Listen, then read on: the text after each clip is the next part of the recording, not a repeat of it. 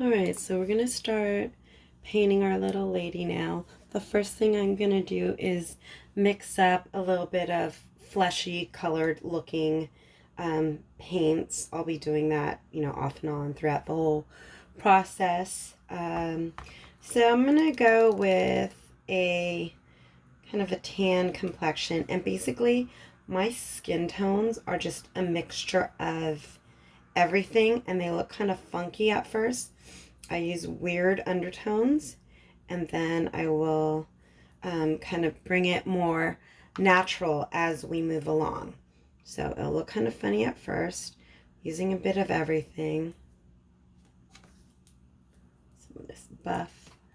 Probably need a little more of a buff color. I started doing this, and then I walked away, and these paints got a little bit dried out, so starting all over again, which is fine. So this is really green. We'll just start her out with kind of a pale tone and then work in some browns as we go along. Alrighty. So I am going to start with this. This brush is a Artist Loft. I got this at Michael's in a set. It's a 5/8 inch, but any flat brush that's about this size is going to work for you. So I'm trying to find the best place for me to work. So I'm going to not really load up the brush with a whole lot of paint here. It's just going to be real dry brushing. Start doing some cross, just adding on very little paint at a time. I'm going to also add, so this little bust girl, I took a workshop with Linda Misa from Australia. She actually came all the way from Australia and taught a workshop in my little studio in California. Just really cool to host her. It was a lot of fun. We spent a couple of days sculpting, painting. Some people also did a full doll with theirs, and so they made costuming and everything. We even had one person who had never used a sewing machine, and ever since then, now she went out and bought a sewing machine and everything. So I'm just gonna paint over anywhere that there is skin. I apologize for my voice. It is really fading. So I'm not really going to worry too much about, the getting on her dress. We can always switch it up later and paint over it. So it's going to be okay. I want to cover up just about all of this black. Oh, there will still be some of it visible, but for the most part, most of it is going to be covered up. So, like I was saying, we did this workshop with Linda Misa, and I really recommend that if you get a chance to take any of her workshops. She's so cool, so very generous with her knowledge. She, one of the things that I really have to say about her is that she really made sure that everyone got what they needed and wanted out of the workshops. We all want different things out of workshops when we're taking them. Some of us want to focus on the sculpting or costuming or painting.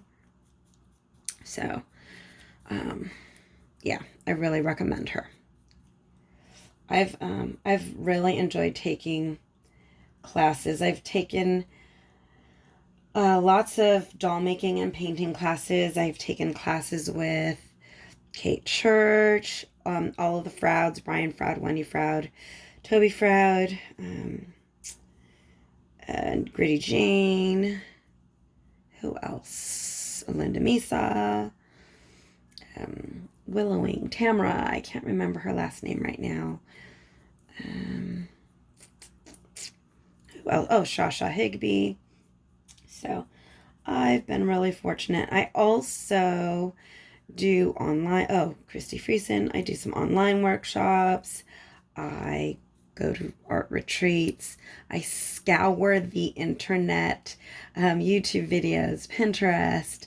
I study artwork that I love. I literally will stare at it for hours at a time and go back to it over and over and over again to figure out what it is that I like about it most. It's not exactly that I'm trying to copy what that artist has done, but I like to pick out, like, what is it about this piece that I really love? What is moving me? What's touching me most about what this artist is doing? And that is part of how I learn.